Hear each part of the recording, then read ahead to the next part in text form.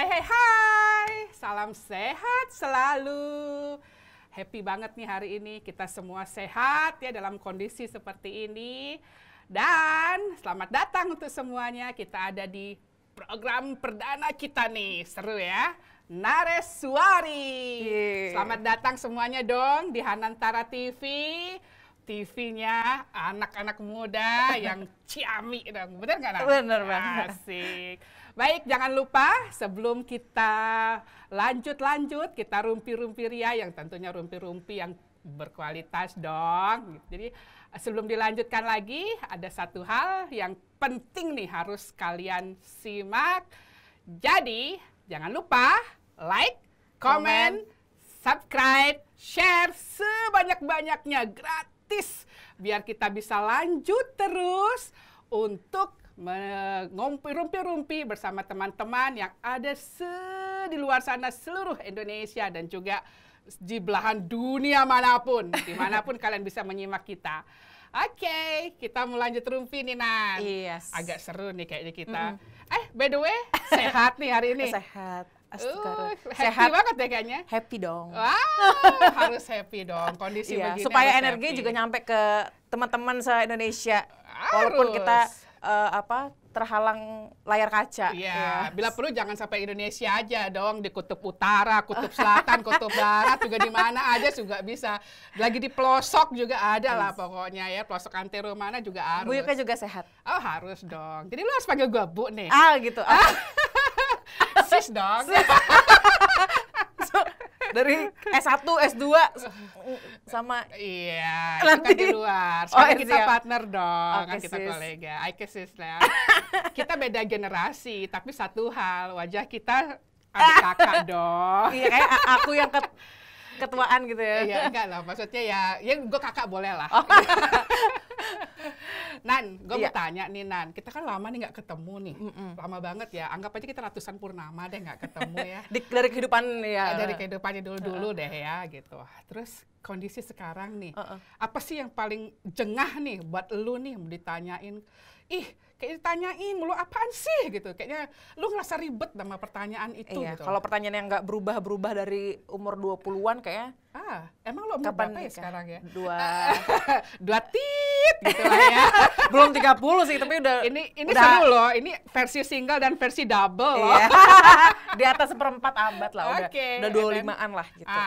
Cuma udah mulai lulus kuliah, apalagi terus lulus kuliah S1, terus udah S2, udah berkarir. iya, udah apalagi sih yang kerja. ditunggu kayak picky banget kan, milih-milih banget. Kenapa sih? Apalagi nih bentar lagi mau lebaran gitu kan, pasti tanyain. Aduh, beli baju aja milih ya, kan gitu Iya, istilahnya apalagi kan. terus nikah gitu ya. Kapan nikah gitu. Jangan Seru terlalu dapat banyak. pertanyaan itu terus. Dari umur 20-an itu Bu, dari inilah, dari beres kuliah S1.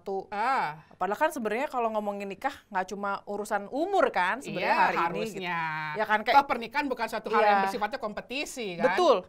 Kita bisa aja kapan aja, cuman permasalahannya kan harus ready apa belum kan gitu. Iya. Nah, jadi terus itu jengah banget. Sebenarnya selain ready juga kan, kalau Mbak Nana bilang terus milih pasangan ya sama kayak milih kosmetik. Yang alergi nggak, yang itu nggak gitu kan misalkan. Nah, apalagi yang pasangan ini ngerusak mental nggak sesuai sama kita nggak kan gitu. Jadi wah banyak hal lah. Cuma kayak orang tuh kenapa sih harus diburu-buru banget? Apalagi itu kadang. Ya, karena kadang-kadang alasannya mamahnya pengen ngomong cucu Kalau kan gitu. ibuku ya. Apalagi sih gitu kan. Karena rata-rata mamah-mamah se-Indonesia nih alasannya hampir sama. Aduh buruan dong, udah buru tua sebelum nanti nggak bisa gendong cucu kan udah rematik. Cuma ada yang gitu, yang menarik pengen ketika cucu, akhirnya si mamah ngobrol di tukang sayur itu. Kan kadang suka jadi pembandingnya adalah tetangga. Cepetan nikah si ini aja udah nikah tuh, si anaknya ini udah nikah gitu. Pas nggak berapa lama cerai lah, lihat kalau saya buru-buru kayak gitu ya kan, padahal kan banyak yang perlu dipertimbangkan gitu kan. Kayak ibu juga mungkin pasti iya kan, tetap ya panggil ibu ya. oh ya sis, pasti sis Yuka ini tertisa kan, maksudnya when you get ready kan, nggak yang women get expired when they already 20 something gitu. Ya, oke. Sekarang kalau boleh kita ngerupi nih, sebenarnya pernikahan itu apa sih menurut Anda itu? Kalau aku merujuk di Sarasa Muscaya atau maksudnya Berat ya. Ada orang nih. Ini kalau menurut Nanda sendiri deh gitu. Menurut Nanda sendiri. Ya akhirnya jadi siapa tahu mewakili loh begitu banyak orang yang ada di luar sana yang juga dia membutuhkan definisi. Iya. Definisi ini bisa meyakinkan mereka gitu kan untuk benar-benar merasa akhirnya kita harus sebelum memutuskan menikah kan gitu. Betul. Karena kan pernikahan itu sebenarnya kalau saya secara sederhana sih mengatakannya bahwa pernikahan itu kan bukan masalah cuma komitmen. Iya. Lo harus selesaikan dulu komitmen sama diri lo sendiri. Betul. Baru bisa lo komitmen sama orang lain. Setelah itu selesai, baru lo bisa melakukan nama pernikahan kan begitu. Karena ada dua orang yang kita nggak tahu kan gimana gitu. Kalau awal-awal tuh ada orang yang menganggap menikah itu adalah salah satu jalan menghalalkan hubungan seksual kemudian bereproduksi. Tapi problemnya saya gini, ini masuk dalam satu kekhawatiran juga. Kalau ketika akhirnya menikah dan tidak memiliki anak, karena alasan tidak ada anak kemudian bercerai, itu kan nggak manusiawi juga. Benar. Nah, akhirnya sebenarnya bukan alasan itu juga. Dan soal menikah kan nggak melulu kita 24/7 melakukan hubungan seksual, kan nggak gitu. Benar. Nah, akhirnya tuh ternyata bener juga, dalam kitab suci itu ada bilang, menikah itu adalah membentuk keluarga kecil bahagia sejahtera. Artinya, ya menciptakan kebahagiaan. Mau apapun situasinya, kondisinya. Dan tentu dengan caranya masing-masing. Betul. Karena makanya setiap orang punya definisinya masing-masing untuk menyatakan bahwa dia happy. Betul. Kan begitu. Nanda sama lu sama gue aja pasti akan berbeda. Iya. Standar happy lu sama gue pasti akan berbeda. Betul. Tentu yang di luar sana juga pasti akan berbeda. Betul. Kan Makanya begitu. kalau aku kadang kayak ketemu pasangan nih sis gitu ya. Yeah. Kalau dia nggak clear sama tujuan lo menikah sama gue apa sih? Iya. Gitu. Gue pengen punya anak yang kayak lo, ya nggak sebatas itu doang dong. Benar. Kalau lo mau menerima terangnya gue, yang begini, lo juga harus terima gelapnya gue yang gue kadang gini gitu kan ya. Benar. Ya sis ya, misalnya, kadang kayak misalnya kita seru butuh. loh, dia agak kaku loh ngomong sis seru loh. Nah, kalau kemarin sis Yuka tuh gimana akhirnya mulai, aku agak ini loh sis, maksudnya menikah gitu kan, yang aku lihat so independen gitu kan, terus akhirnya apa sih titik yang tek, ini dia, iya deh saya nikah deh gitu, apa sih? Menurut gue. Iya kemarin kan akhirnya udah menikah kan. Menurut gue, iya. Ya kalau sebenarnya begini, gitu. Kalau saya sendiri sih memutuskan menikah ya emang sudah siap gitu. Saya bukan pasangan yang sesuai dengan ideal standarnya BKKBN ya, tempatnya lu berkuar-kuar ya. Bahwa idealnya orang menikah dalam dunia kesehatan secara psikologis kan 21 dan 25 minimal gitu. Minimalnya ya 21 dan 25. Saya jauh di atas usia itu kan gitu. Memang menikah di usia matang itu membuat secara psikologis memang sudah jauh lebih mantap gitu, lebih matang.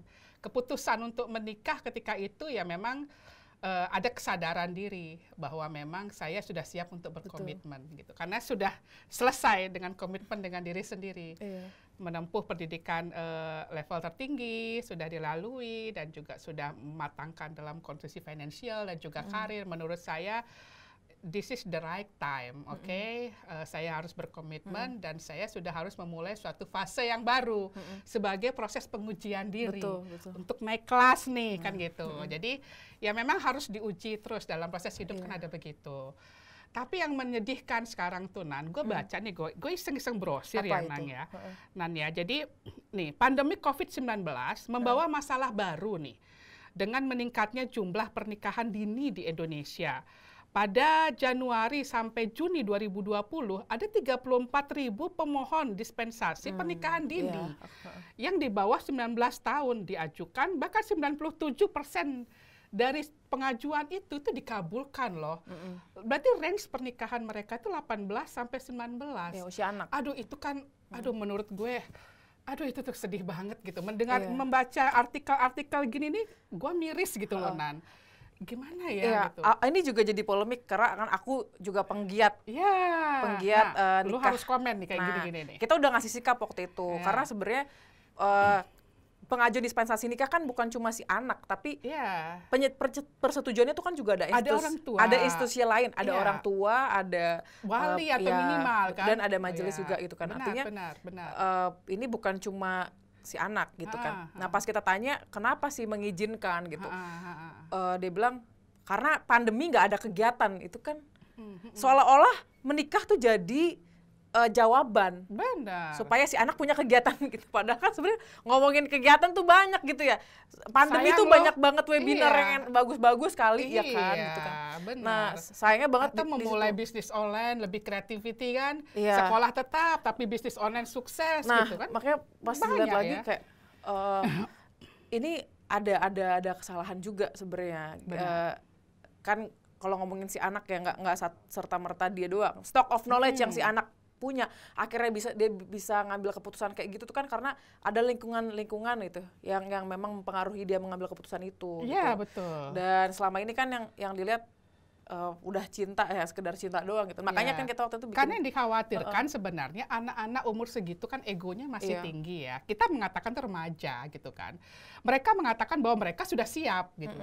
Tetapi sebenarnya level kesiapan yang dibutuhkan dalam jenjang pernikahan itu berbeda dengan yang mereka pahami iya, kan jauh begitu. banget. Itu yang dikhawatirkan kan Iya. sebenarnya. Jadi nah, itu yang sering mungkin tidak dipahami gitu oleh orang-orang yang ada di Betul. sekitar itu gitu loh.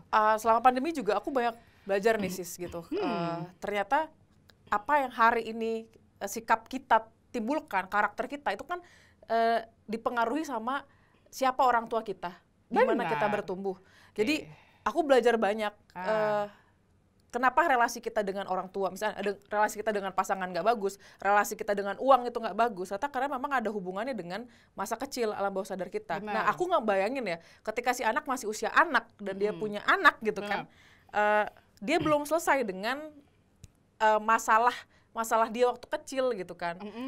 Makanya kalau kita lihat ya sekarang urusan parent dia ya syukur kalau dia mungkin melek sama ilmu pengetahuan, dan kalau dia nggak belajar parenting dan dia meneruskan rantai parenting yang nggak bagus gitu kan, aku nggak habis pikir aja di situ gitu kan. Tapi benar, nyokap gue juga pernah ngomong gini, Iya. kalau lu mau lihat gitu ya, bahwa ada orang tua yang sukses, dia akan lihat aja anaknya. Betul. Jadi nyokap gue yang didik begitu.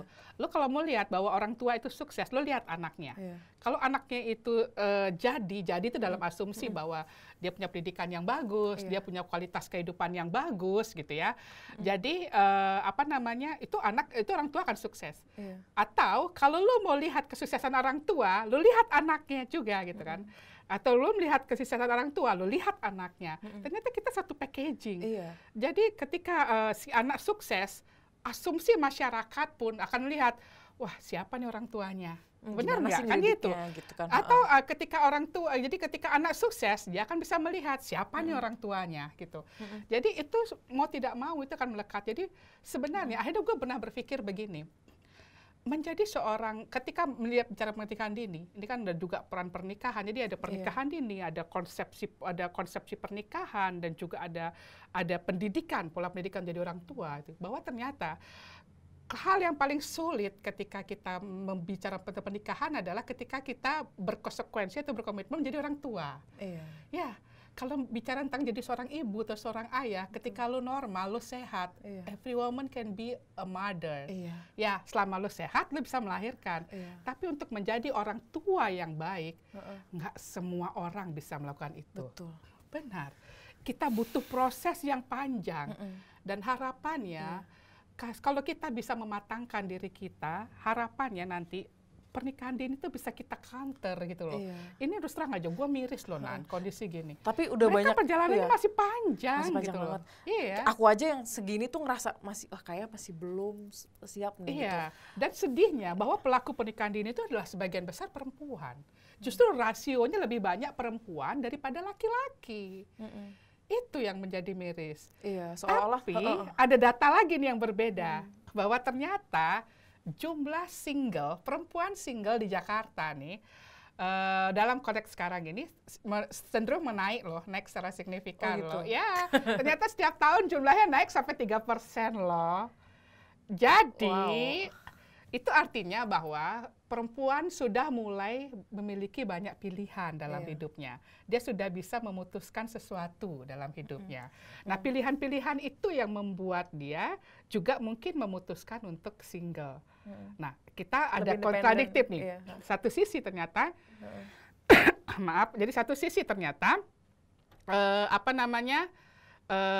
jumlah pernikahan dini juga perempuan meningkat, tapi satu sisi ternyata jumlah perempuan single, khususnya di beberapa kota besar, data yang gue baca di Jakarta juga meningkat.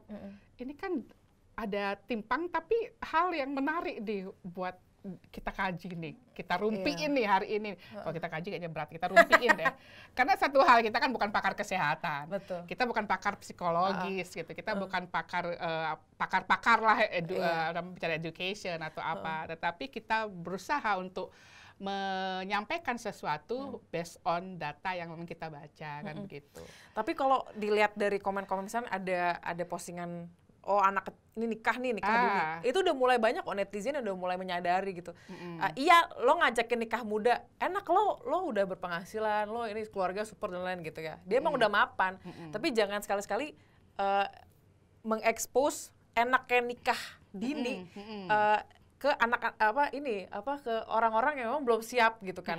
Jadi jangan nanti seolah yang dilihatnya enak-enak aja kan. Kita kalau di sosial media itu nggak mungkin lah yang jelek-jelek kita liatin gitu kan. Benar.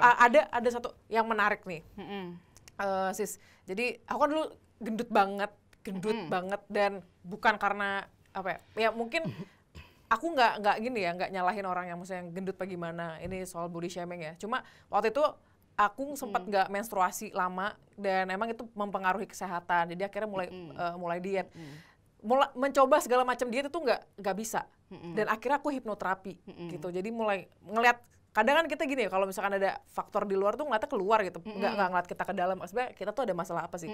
Pas aku hipno tuh ternyata di situ aku ngerasain kok pas janin aku ngerasain sangat lonely, sangat kelaparan saat itu. Terus aku ngobrol sama ibuku, bener nggak situasi ini terjadi? Langsung nangis dong ibuku. Dia bilang situasi saat itu Mama sebenarnya tidak nikah dini sebenarnya. Mama nikah umur 23 tahun, Papa umur 25. Cuma saat itu kan Papa pelaut.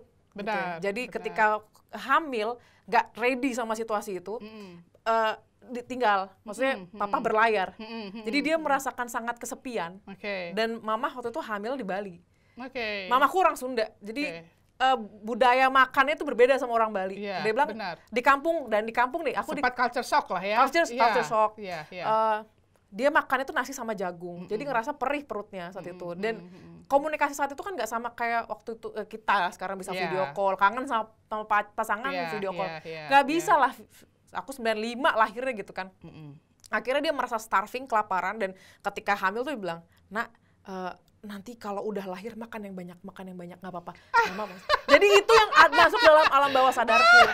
Nah, aku ternyata itu terekam dan membawa dampak sampai aku sebesar ini gitu. Dan akhirnya makan intinya ya. Iya, pokoknya gitu. intinya padahal udah makan. Nggak nyalahin nyokap lo dong. Iya, enggak, aku bilang, Mama, ada apa yang terjadi saat itu? Terus pesan Mama cuma bilang, kondisi kehamilan itu krusial. Kalau kamu menikah tapi kamu belum siap sama kondisi kamu dan kondisi pasangan, itu mempengaruhi anak yang akan kamu lahirkan. Makanya kayak masalah hari ini tuh bukan cuma gue jadi YouTuber, duit gue banyak, nikah, atau gue udah diizinin kok dapat dispensasi, nikah. Nggak bisa gitu. Atau orang kaya gitu kan. Iya, Ardi Bakri. Maksudnya jangan cepet dapat. Oh iya. Maksudnya nggak bisa serta-merta itu tuh jadiin faktor. Kamu harus lihat dulu ketika kamu menikah, bisa nggak kamu kira-kira ini udah ready belum sih, udah siap belum sih gitu. Itu tuh harus jadi pertimbangan. Dan tadi soal kesehatan mental, karena itu jadi sangat mempengaruhi isi di dalam perahu rumah tangga. Terus juga pertumbuhan janin. Kan memang benar sekali. Jadi memang secara psikologis kan, makanya selalu bilang kan, kalau kita nggak usah lah, mungkin karena kita belum ada pengalaman hamil, tetapi kan kita juga sudah cukup banyak untuk membaca dan juga berdiskusi, sharing dengan teman-teman yang juga sudah pernah hamil dan melahirkan. Jadi memang selalu mereka punya statement yang benang merah itu sama gitu kan. Kalau bahwa ibu itu harus happy kan gitu. Bahkan tidak hanya sampai ketika dia ketika hamil saja, tapi ketika dia melahirkan pun itu juga dia harus happy karena akan mempengaruhi dari produksi air susu ibunya. Makanya itulah sekarang ada komunitas ayah menyusui kan, bagaimana si suami juga harus mendampingi. Nah, yang saya khawatirkan treatment atau ilmu-ilmu yang berkaitan dengan pengetahuan berkaitan dengan pernikahan itu belum siap dikonsumsi oleh anak-anak usia dini itu, kan begitu. Jadi itu akhirnya akan membuat suatu generasi yang akan berulang sama seperti yang lo bilang tadi, kan gitu. Makanya waktu aku juga nggak nyalahin waktu itu. Kenapa mamaku mungkin nggak punya komunikasi yang terlalu bagus sama aku saat itu. Jadi kalau kita runut juga, kan orang tua kita itu produksi dari ini ya, orang tua di era Orde Lama, Orde Baru. Benar. Mereka dididik sama orang tua pasca Perang Dunia II dan Perang Dingin. Makanya cara komunikasi mereka akhirnya nggak terlalu bagus. Lebih instruksional. Iya, karena dulu tidak interaktif. Betul,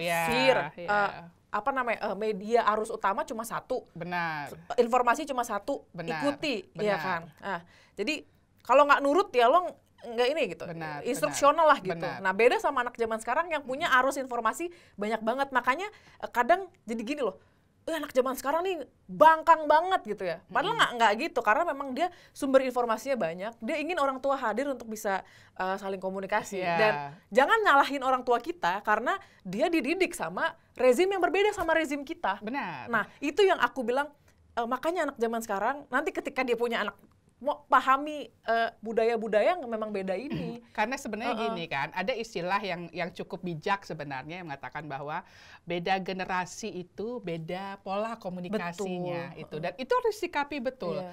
Ada menarik bahwa karena tingginya tingkat pelecehan seksual ini, jadi ada sedikit ya runtut di daerah Surabaya ketika itu.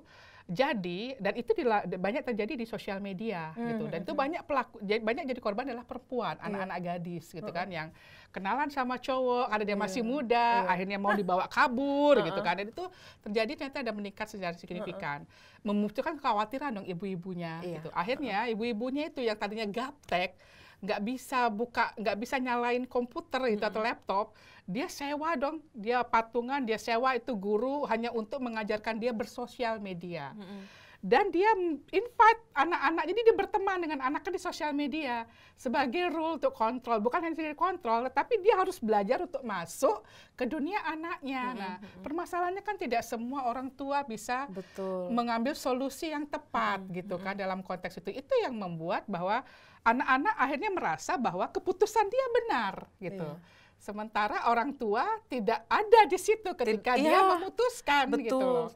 Betul. Itu yang memang penting sekali. Jadi ketika beda generasi, beda cara berkomunikasinya, ini yang memang harus dicari solusi sama-sama kan gitu. Sehingga inilah bisa mungkin salah satu cara nantinya ketika orang tua bisa jauh lebih bijaksana memahami dunia yang anak gitu kan, dunia si anak, dan anak juga bisa dididik dari kecil bahwa dia juga harus belajar untuk berkomunikasi dengan beberapa era gitu kan, karena nggak salah juga ketika anak-anak juga harus dilibatkan kan, masalah-masalah yang berkaitan dengan orang tuanya kayak gitu, tetapi dalam porsinya kan gitu, dan dengan caranya kan juga harus kita beritahukan. Pada saat itu sebenarnya kan kita merasa bahwa itu kita melatih kedewasaan anak. Dia terbiasa berbicara dengan orang tuanya, berkomunikasi dengan orang tuanya, maka dia pun terbiasa berbicara dan berkomunikasi dengan orang yang lebih tua, gitu kan. Sehingga itu kan juga akan membuat dia akan lebih paham bahwa setiap pola komunikasi itu memang harus disesuaikan dengan fasenya itu, gitu, generasi itu. Jadi harapannya sebenarnya kalau seandainya ini bisa berjalan dengan baik, nggak perlu lagi kita miris dengan pernikahan dini gitu loh. Dan itu menarik loh. Ada data lagi yang perlu gue baca lagi ya Nan ya.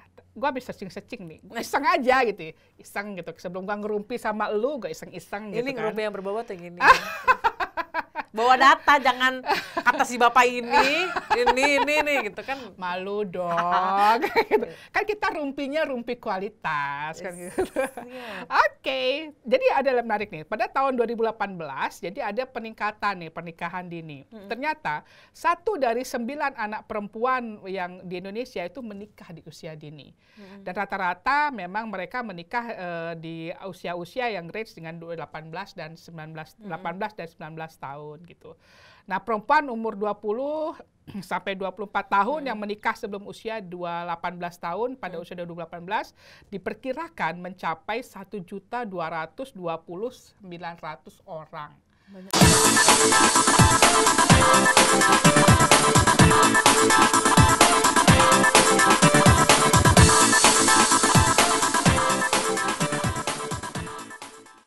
dia nggak cukup punya dukungan, nggak ada satu yang ini, akhirnya ya udah jadi nikah. Kadang di saat semua orang di zamannya dia, teman-teman dia tuh menikah umur 15 sampai 16 tahun. Ya. Karena biasanya menstruasi kedua mereka sudah menikah gitu kan. Takut diambil duluan. Gitu kan, atau suami selingkuh gitu kan, atau suami nggak tahu di mana gitu kan, jadi bercerai gitu kan. Tapi ternyata ketika kita tidak siap mengolah keuangan itu juga akan menyebabkan petaka lah dalam rumah tangga. Jadi penting